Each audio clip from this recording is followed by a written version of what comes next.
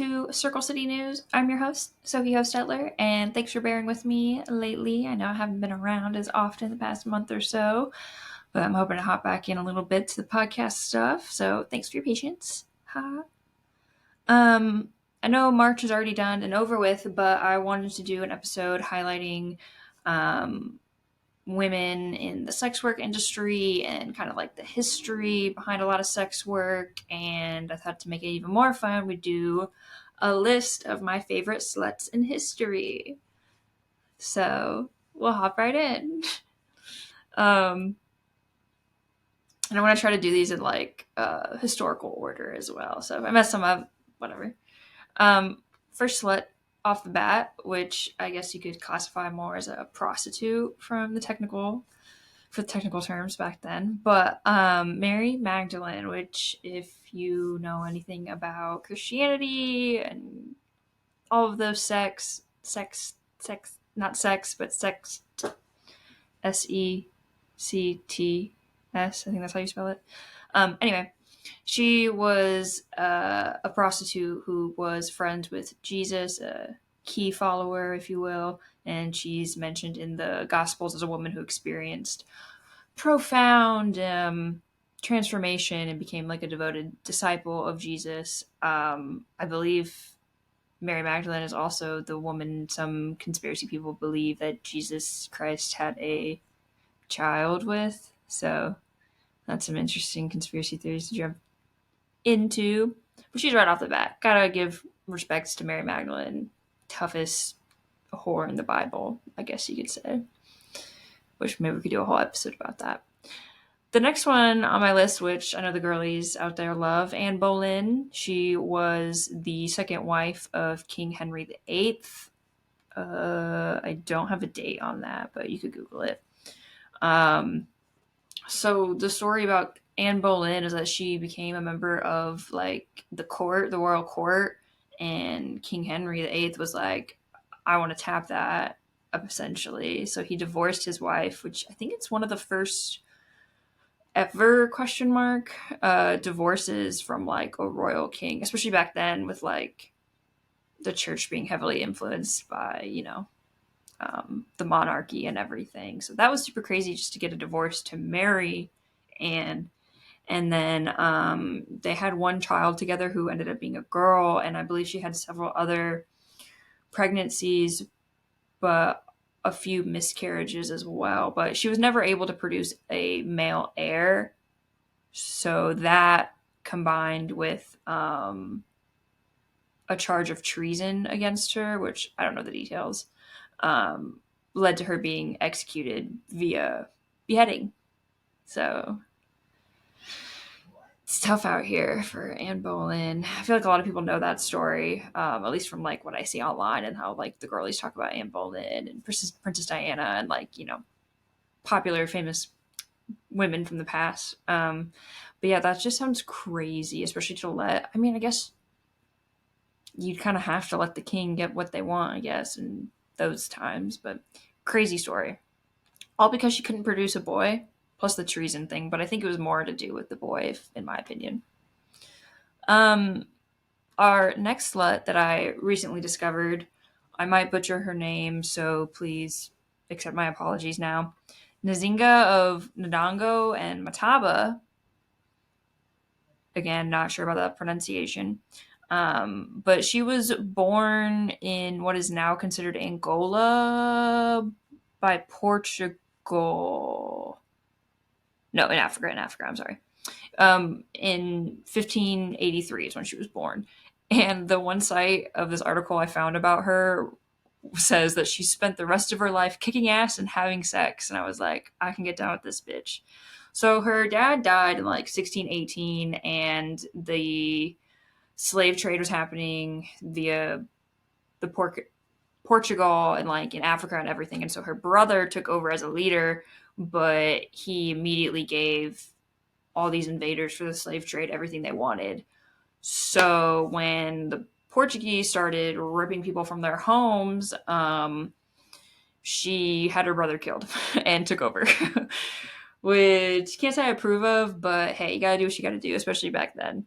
And she started fighting back against Portugal, which was crazy since during that time, Portugal was one of the world's biggest powers, especially with the slave trade and everything going on. But she led her armies in guerrilla warfare and held them off for 40 years, which is super powerful in its own right. But the sex part about her is that she essentially combined her two favorite things, like fighting and sex. So she would do this thing where she would have two suitors essentially, or like lovers, and they would fight to the death to see which one of them would get to fuck her that night. Like picking two random men who want to fuck you every night consistently for however many years to fight to the death over your pussy. That's wild. And then if the guy who won and got to sleep with her didn't perform well, she'd kill him the next morning. Talk about a reputation. That's crazy. So she essentially had this like a harem of men that she would just rotate. I guess you'd have to rotate and get new people in depending on how many people died every week. But yeah, that's crazy. She eventually, in her old age, disbanded the harem. Sorry, I keep butchering that word. And made an honest man. The one article I found made an honest man out of one of her youngest sex slaves, and then presumably lived a cougar at the end of her days, which I think that's pretty rad, especially for back then. Like, love to see it. Plus, I feel like you don't hear that much about like women having harems of men, which I know book talk is crazy about, like spicy books, but in real life, respect. Another slut I found out about is from 18th century London. So especially like during, I think, like the 17th, 18th. Well, it kind of goes back a while, which I'll kind of get into the history a little bit more about sex work after we get through the list. But she was like started off as like a normal prostitute when she was like really young, like 14. She would boast and say that she was the highest paid sex worker in the world because she started off, on the low totem pole of like, you don't really have a class, you're just a prostitute, and like worked her way up through the class system being a prostitute. Um, and so after she gained all this fame, she became even more famous when she stabbed this John over opera tickets. That's a real bitch. She was sent for prison for about a year for the stabbing incident. He was not fatally wounded. Lord Finch, I think was his name. And apparently he didn't hold much against her over the opera tickets and the stabbing because he would go visit her in prison. To have that much of a grip on a man, to stab him and he's still coming to visit you in prison? Respect. Oh, did I even say her name? Sorry. Her name was Sally Salisbury. I keep reading her name as like Salisbury, which maybe that is how you pronounce it, but Sally Salisbury. Salisbury. She changed her name from Pridden to Salisbury to sound more appealing, but again, all I can think of is Sally Salisbury steak. Anyway, that's wild. Um, this next hot bitch, um, again, sorry about the pronunciations. Mata Hari, which her real name was Marg. Oh my gosh, I'm going to butcher this too. Margathar Etha. It looks like Margaret, but with like a bunch of extra vowels. Gertrude Zell, which she's Dutch, so she was Dutch. She was an exotic dancer who captivated audiences across Europe, especially in World War One. She was accused of being a spy for Germany, even though apparently the evidence was inconclusive. I think they just wanted to get rid of her because she was a really awesome exotic dancer, and men don't like. I mean, they do like him, but they also kill a lot of promiscuous women, especially during that time. So she, because of her being accused for being a spy for Germany, her trial led to her execution by a firing squad in 1917. which does make her pretty legendary in espionage history. But I also think the original fact that she was an exotic dancer kind of got overshadowed by the espionage thing, but that's super cool in my opinion. R.I.P. Mata. Which the photos, if you look her up, you spell her name Matahari. Her photos online, she was serving looks. I'm obsessed. The next one I have in the list, her name is Lulu White, which, if you know anything about New Orleans and the red light district history from there, this name should sound familiar. She was an infamous madame in Storyville, New Orleans in the early 1900s. So Storyville was a part of the red light district that flourished between like 1898 and 1917. She actually would tell people that she's an immigrant from the West Indies, apparently, but she was originally from Alabama, which, U.S. history is cool. And she started working as a sex worker in New Orleans before seeing an opportunity to expand and essentially become like the owner, the madame of this brothel, which was apparently one of the most prominent positions in Storyville, which is super cool. Which, again, if you really like New Orleans history and, like I said, the red light district and everything there, I would definitely look her up. Again, her name is Lulu White. Sounds like a baddie. I think I also saw an article earlier when I was doing research for this episode that she often got in trouble with the law, but because of her connections and how much money she was making, it really didn't matter, which I think is funny. So these next two gals, they're sisters on my list, weren't technically, I guess you could call them sluts, but they were doing it for the right reasons. Let me tell you why. So during World War II, Dutch sisters Truus and Freddie Overstegen and Hanny Shaft, so one of their friends too, I forgot there's three of them, they became resistance fighters when they were pretty young. I believe they were still in their teenage years. I want to say somewhere, again, you'd have to double check my math. I want to say on the articles I read earlier that they were in somewhere between 16 to 18, 19, maybe 20 years old. But their job was to seduce Nazi officers and kill them, which apparently they were pretty good at.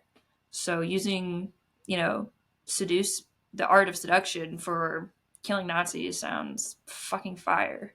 The three girls would lure in high-ranking Nazi officers into a forest and execute them, especially 3-on-1. That guy thinks he's getting so lucky and he's about to get chopped. Super hardcore. And then they would also distribute anti-Nazi newspapers and pamphlets, which was really cool too. So I think I saw them go viral online a couple months ago because I believe one of the sisters died recently, somewhere recently. But I remember seeing them online about that too. I think that's how I first found out about the sisters and their friend. But mad props, ladies. Mad props. The next one I have, Xaviera Hollander. She was known as the Happy Hooker and gained fame in the 1970s. I believe she was born in 1943. She has a memoir that was a bestseller, also titled Happy Hooker, where she shares her experiences as a high-class call girl in New York City during the 70s, which I need to look and read that book because I'm sure there's some crazy shit that you could learn, not only about the history of the sex work and the culture back then from the 70s in New York City, could you imagine, but also what life was like as a sex worker during that time. I think would be really cool. After leaving the sex industry, she became an advocate for sexual education and freedom and tried to promote open discussions about sexuality. So we love a sex positive happy hooker. Do we not? How do you even get a nickname like that? You're called the happy hooker. People know you. That's your identifier. Crazy. So this one got a little bit out of order. I apologize. But I have Marilyn Monroe on my list, which, again, not necessarily a prostitute or anything of that nature, but she was branded a slut and the world's sex symbol for so long. I wanted to include her because, first of all, she's iconic. And second of all, I found an article today that said that she had to pay her rent before she gained fame, before she was famous or anything. So she was like struggling financially, which I'm sure, you can do your own research about the life of Marilyn Monroe before she got famous. But she did a nude photograph. Like, she had this guy take nude photos of her for like $50 to pay her rent, apparently, which blows my mind from a financial point of view right now from where we are. But after she then got famous, the photos came out and got published, and people were telling her, like her manager, whoever, were telling her like, oh, deny it, deny it, deny that's you. And she was like, no, I'm not going to deny it. That is me. And I'm hot. Not verbatim what she said, obviously, but I was like, I can respect that. I can respect Marilyn Monroe for being a real bitch and being like, no, I'm not going to pretend. Like, I'm going to own my shit because I'm hot and everyone thinks so. So what are you going to say about me? I don't know. That's just the vibes I get from her reading that she denied, trying to deny the photo was her. Anyway, we stan Marilyn Monroe. The next one on my list, her name is Brenda Myers Powell. She was born in 1957. So her story is kind of like a modern day tale of transformation and advocacy in sex work. She was a prostitute in Chicago for a long time before she co-founded the Dreamcatcher Foundation, which is an organization that works to rescue and support women and girls involved in prostitution and sex trafficking, which is fucking sick. And her work focused on providing women with a path to safety and empowerment, which I just think it's really cool when women or people who have experienced, probably, I could imagine, some horrible things, but even like being in the sex work industry, like, I'm not a sex worker. I wouldn't identify as that, but like, I'm sure you see some shit is my point. And the fact that she helped co-founded this organization to help other women, I feel like just speaks volumes about what kind of person she was and how much she really cared about the safety and support for other women going through the exact same thing she did, essentially trying to like pave the way for a happier, hopefully safer future for people and women, specifically in the sex work industry. So I just thought that was really cool. I wanted to highlight her. One of the best well-known sluts that I think most people know her name these days, Monica Lewinsky, which, I kind of grappled with putting her in this, but I wanted a more recent example of what people think about when we say like a slut. And I think Monica Lewinsky will go down in history. In 100 years, you're going to be like, oh yeah, Monica Lewinsky. She was an iconic slut back in the day.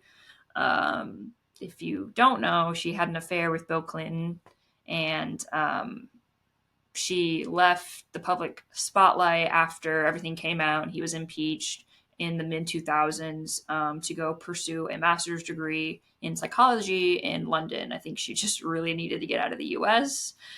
I don't blame her. I would want to go across the pond if everyone knew who I was in America and I sucked off the president. Like, yikers. But after she left to go to London in 2014, she returned to public view, as some would put it, as a social activist, where she was speaking out against primarily cyberbullying, since obviously, like, around that time into modern day or more recent times, people put everything on the internet. Everyone has something to say, voicing their opinions, which is cool. It's whatever. You can have your opinion. But she likes to speak about her experiences in dealing with how media covered the scandal specifically, and how a lot of, not necessarily people, but again, media organizations labeled her as a slut and a homewrecker, which, not to say that, he was married. Kind of got to give him that one, I guess. But just what it was like from her end, which I think is totally valid and something that not a lot of people think about. So yeah. People know sex work as like one of the oldest, if not the oldest profession in history, or should I say herstory? Ha ha ha. That's a RuPaul reference if no one got that. But there's been evidence for prostitution as an occupation dating all the way back to 2400 BCE in Mesopotamia. So that's crazy. And that's why people say it's like one of the oldest, if not, one of the oldest professions in history. Sex has always sold, apparently. In modern times, prostitution ranges just as sex work from completely legal to completely illegal, just depending on where you are. Some legal countries include Turkey, Chile, Colombia, Peru, Germany, Hungary, Greece. And then like completely illegal ones would include like South Africa, the US minus, Nevada, China, Russia. And there's obviously, with the United States, like gradients of legality in between with Nevada having legalized prostitution.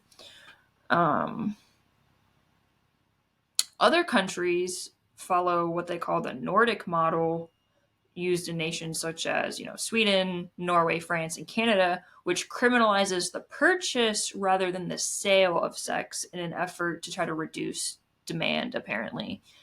I don't know if that's been working for them, but interesting thought, interesting way to go about that, I guess. And I feel like in that frame of mind, you're putting more pressure in, what's the word I'm looking for? Stigma almost on the person purchasing the sex rather than the person providing it, which I feel like a lot of people don't think about it that way. They're like, oh, if you're selling it, then you're the dirty whore, not the person who wants it, which, is the reverse of the Nordic model, apparently. But I thought that was really interesting. New Zealand is the only nation in the world to have completely decriminalized prostitution, which means there's no criminal penalties for selling or purchasing sexual services. And, obviously arguments exist for and against all of these treatments of prostitution, which we're not going to really dive into this episode, mostly because, again, it's based about your opinion, I feel like, and what you think's right, which no one, not everyone's going to agree at the end of the day, which is fine. But I think it's an interesting point to know, especially how different countries handle prostitution and sex work, that there's no standard way that a nation views it or handles it. Like, it's all up in the air no matter where you go. It's different.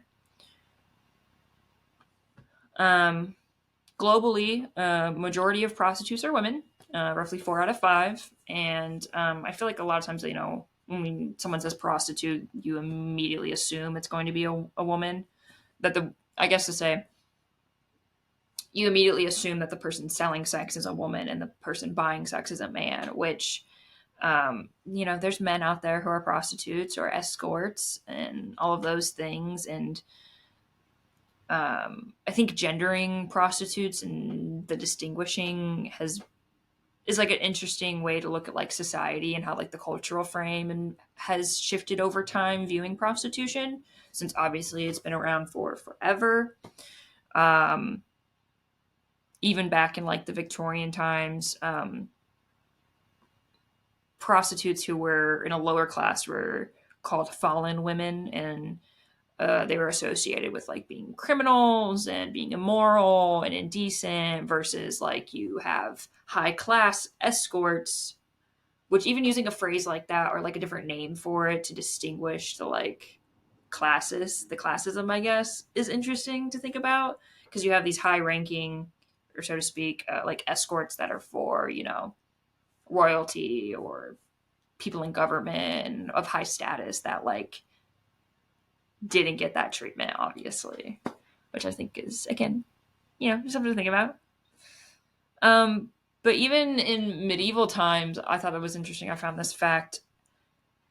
It was a quote from St. Augustine from the medieval times, which are talking about the attitudes towards sex work, which is, quote, "Remove prostitution from human affairs and you will destroy everything with lust." In other words, end quote. Legalizing and regulating prostitution was better at that time, even in medieval times, than letting it proliferate unchecked, letting it continue on without any checks and balances, I guess you could say. So the thinking was that if prostitutes weren't available, young men would respectable women or turn to sodomy. So basically, they were like, yeah, you can have your whores and prostitutes. That way, you won't try to rape people or assault people or turn to sodomy or like gay sex, which is super crazy to me that that's how they were viewing it back in medieval times. And that's why prostitution was like okay and still a thing back then.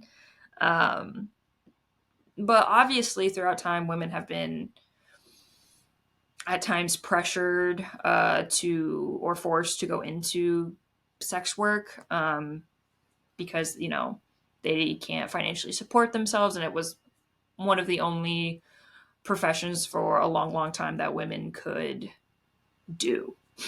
Obviously, it's not like they were letting women work and do. I can't come up with a good medieval time profession that a woman could do. I don't know, like a blacksmith. They weren't letting women be blacksmiths. It's like, no, you have to go be a whore, you know. Um, and I feel like that's a trend that continued for a long, long time until women started to get more rights. Probably up until probably was it World War I? Yeah, yeah. It's either World War I or World War II when all the women went to war. Sorry, I really should know my history better. My grandfather, who was a history teacher, would be so embarrassed right now. But yeah, like women have continually kept going back to sex work because it's one of the only things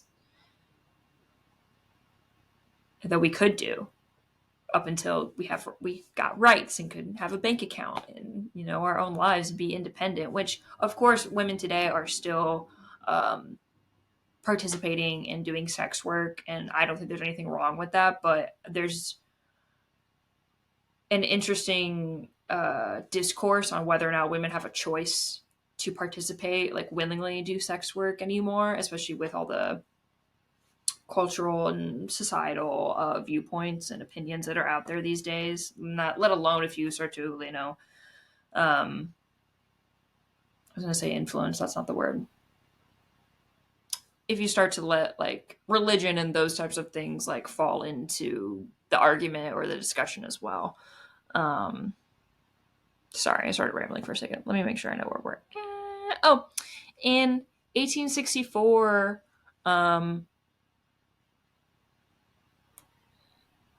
Shiza, sorry, I lost my thing. Oh, back in 1864, there was a act that was passed called the Contagious Diseases Act, which required women who were suspected of prostitution to register with law enforcement and undergo a, quote, invasive medical exam. Um, so if they found out that you had an STI or an STD, then you would be confined in a hospital until the woman was considered clean. Which again, that what I say the date was 1864. So obviously they weren't super soft on you when they were doing these exams and things like that, and keeping you locked up until you were considered clean has a lot to unpack right there in that phrasing. But I just thought that was an interesting note to bring up because even back then, they were thinking about like how can we stop the spread of STDs and be more proactive about it and that type of things. That's why I bring it up. Sorry. So sex work as a phrase was coined by this woman called Carol Lee, which I believe she passed in 2022.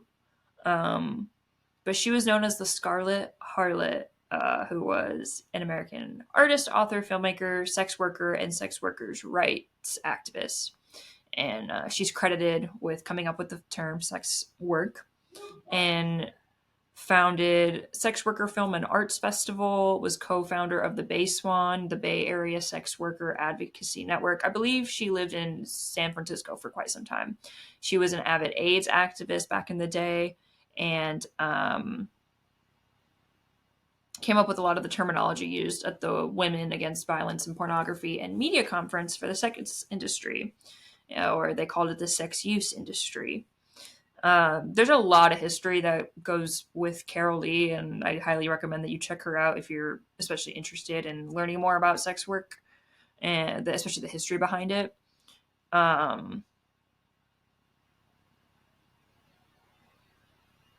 She did a lot of different panels and talking about not only positive, sex positive, but also about being positive about sex work and AIDS. She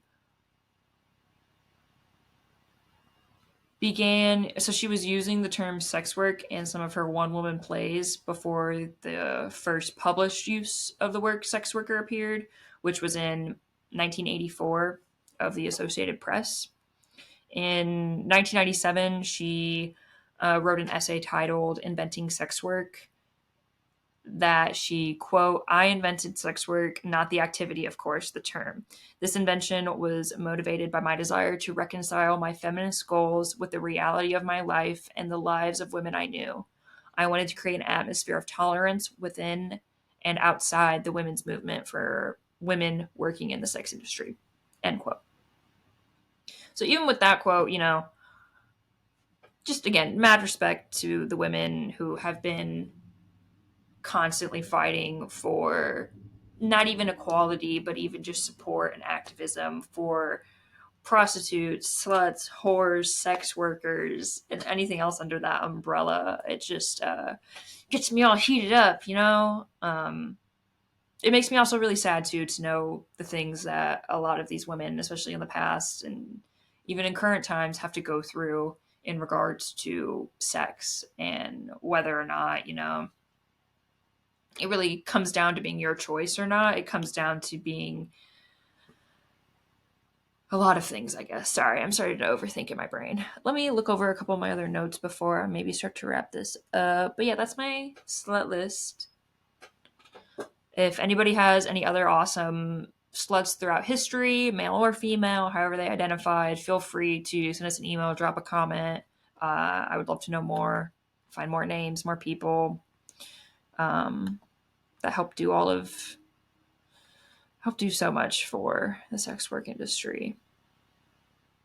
So I guess I can go over some definitions really quick.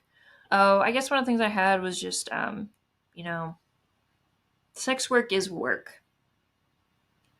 I think a lot of times that because sex is involved or pleasure is involved, that it's not real work. It's still work. Like, you're providing a job or service for someone, whether it be, you know, being a call girl, like phone sex, whether it be selling your feet pics, like it's a product or a service that you're providing someone who's your client or your customer. It's not. I'm sure people have fun doing it, especially today, where like people have the ability to make it way more fun and enjoyable and safe. But it's still work, and I just wanted to make sure people know that. Yeah, one of the other definitions I had for sex work can vary and includes people who provide sex for money directly, as well as people who make pornography, erotica, dance in strip clubs, answer phone sex lines, offer sexual content online via webcam, and more. It's the term sex work is used to acknowledge the labor of sex work and to destigmatize the work of individuals engaged in the industry. And many sex workers are queer, and sex worker activists causes a lot of overlap with queer causes as well. So I think that's why we see a lot of solidarity between the two groups, which I think is great. Um, Obviously, a lot of common ground there is the include for sexual freedom. Obviously, that's like the biggest thing they overlap on. Um, and also apparently the decriminalization of sex acts. I can't talk, between consenting adults, and the right to safety from AIDS and other sexually transmitted diseases, bodily autonomy, and protection from harassment and targeting by police. Which, as you can imagine, even me just reading that out loud after thinking about it for a second, it's like, well, yeah, that does overlap a lot. And I wonder if sex work would look differently or is starting to kind of shift now that, especially with like OnlyFans and a lot of like doing the cam girl stuff, is, from what I've seen from my experience of being a woman and being online, it's obviously way more socially acceptable, especially in maybe in some references, maybe not in others. But I wonder how we're going to continue to see true free choice when it comes to sex work, if that makes sense. Like, if there is no repercussions, there's no such thing as, like revenge porn, and safety is 100%, nothing bad could happen to you. Like, what free choice is going to look like if we ever get to that point with sex work, which I don't know if we actually will, but again, just an interesting thought to have, something else to think about. And a lot of the overlap too about regulating sex workers and sex work is that it encroaches on regulating women's sex lives and people's bodily autonomy, which, even with recent abortion policies and laws changing in regards to that, like that kind of has like a similar overlap, obviously. If you want to know more about the history of sex work, again, I would look into Carol Lee, or harmreduction.org has a whole section on resources that talk about sex work specifically. I believe they also have, like a directory about harm reduction in terms of like drug use and alcohol and things of that nature as well. So if anybody needs it, harmreduction.org, and Carol Lee. And maybe, if you feel like it, like I said before, drop me or a comment or send us an email or whatever with some of your favorite sluts from history. I would love to compile a huge list one day. And I just want to take a minute to thank all of the sluts that have came before us, and feeling good about being a slut is really hard to do sometimes. And I say that almost in a non-serious way. I would never, call someone a slut, besides myself, maybe. Just because I know how it feels to come from the other end. But I have a lot of respect for the women, like I said, that have come before us, and people who have done so much to get us to where we are now with being sex positive and sex work positive and queer positive and things of that nature. So thanks for listening. I hope you enjoyed. Send me your sluts throughout history. And thanks for listening or watching this podcast. You can find us on YouTube, circlecitynews.org, which I'm going to try to include a couple other bits of information and links on the website specifically. Apple Podcasts, Spotify, and wherever else plays fine podcasts. Thanks again, guys, for listening, and have a great day.